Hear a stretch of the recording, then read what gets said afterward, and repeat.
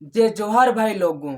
लोकसभा चुनाव 2024 के बाद हमारे राजस्थान में 5 विधानसभा जो सीट है वो खाली हो गई है और एक विधानसभा सीट सलूम्बर की, जहाँ के विधायक बीजेपी के अमृतलाल मीणा उनकी मृत्यु हो गई। उसके बाद सलूम्बर विधानसभा सीट भी खाली हो गई।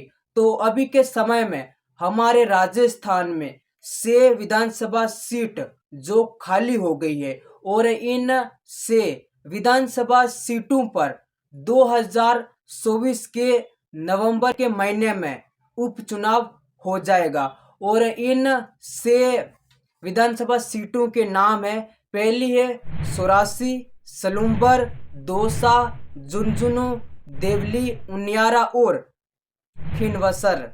ये 6 विधानसभा सीट है जिस पर 2024 में दोबारा विधानसभा का उपचुनाव होगा। लेकिन अब सवाल ये उठता है भाई लोगों की, इन 6 विधानसभा सीटों पर आखिर कौन सी विधानसभा सीट पर कौन सी पार्टी जीतेगी। यानी भारत आदिवासी पार्टी कितनी सीटें जीतेगी, कांग्रेस कितनी सीटें जीतेगी, बीजेपी कितनी सीटें जीतेगी।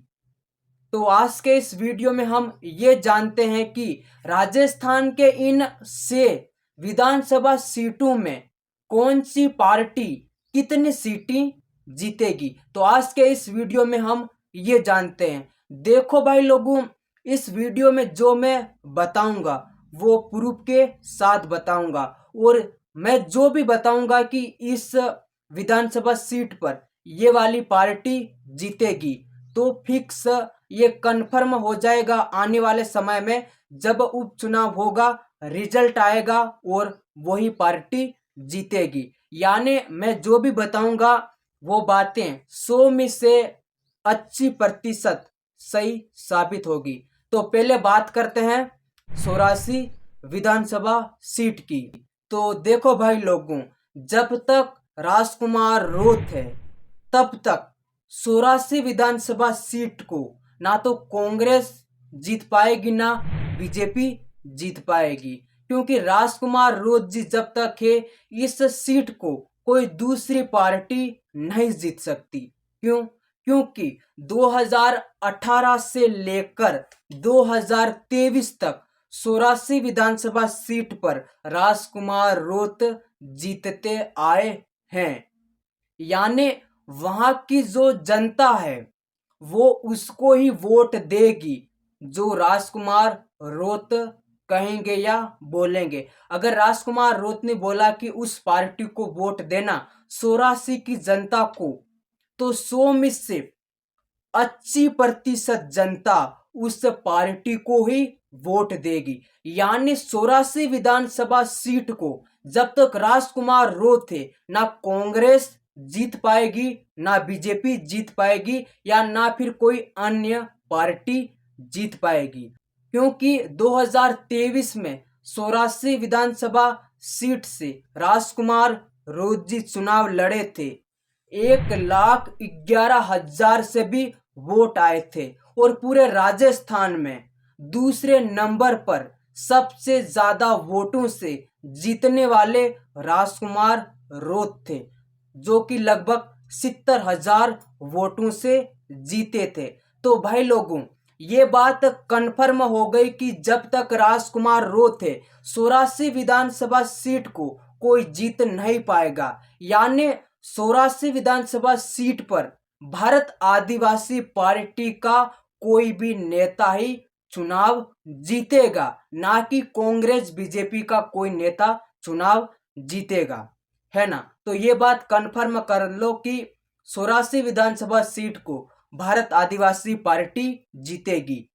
तो 6 में से एक सीट भारत आदिवासी पार्टी जीत चुकी है। अब बात करते हैं सलूम्बर विधानसभा सीट की। तो देखो भाई लोगों, 2023 में जब विधानसभा का चुनाव हुआ था तो वहां पर यानी सलूम्बर में बीजेपी से अमृतलाल मीणा चुनाव जीते थे। लेकिन उसके बाद क्या हुआ कि अमृतलाल मीणा जी का देहांत हो गया, तो सलूम्बर जो विधानसभा सीट है वो खाली हो गई। अब वहां पर देखो, वहां पर लगातार अमृतलाल मीणा ही चुनाव जीतते आए हैं, लेकिन 2023 में जब विधानसभा का चुनाव हुआ था, एक नई पार्टी आई और पहली बार में ही 50,000 वोट वहां से ले आई।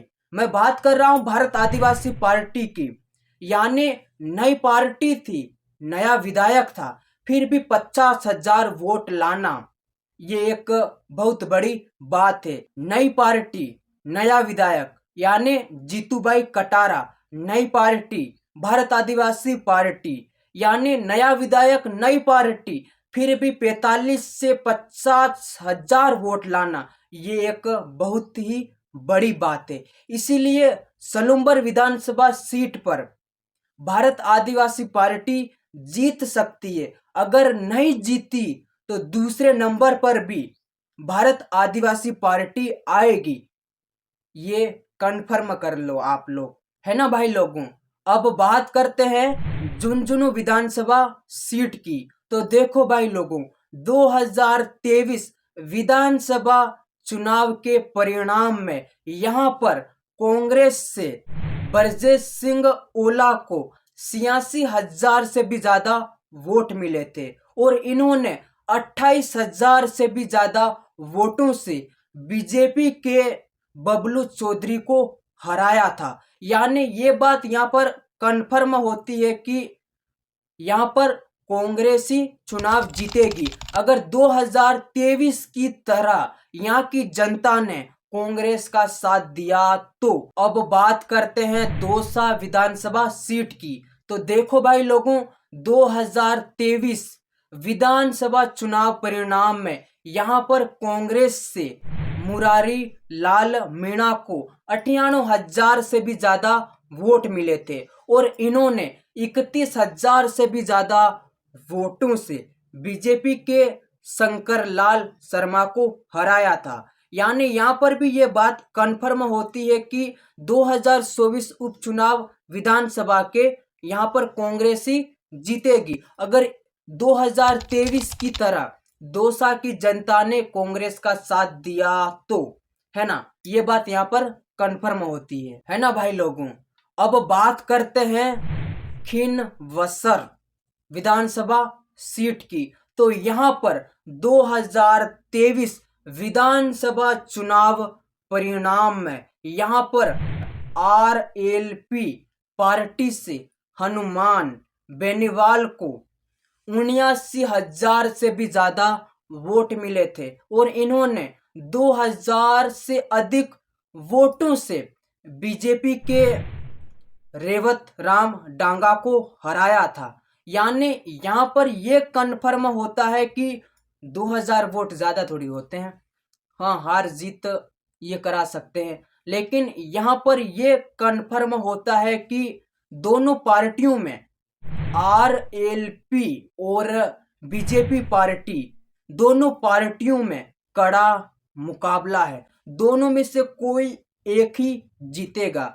अब देखना यह है कि खिनवसर की जनता किस पार्टी को ज्यादा सपोर्ट करती है, आरएलपी या फिर बीजेपी पार्टी को, है ना। यहाँ पर ये देखना मजा आएगा कौन जीतता है, आरएलपी या बीजेपी, क्योंकि दोनों पार्टियों में यहाँ पर कड़ा मुकाबला है, दोनों बराबर हो सकती है। 2,000 वोट लोग पलट जाते हैं।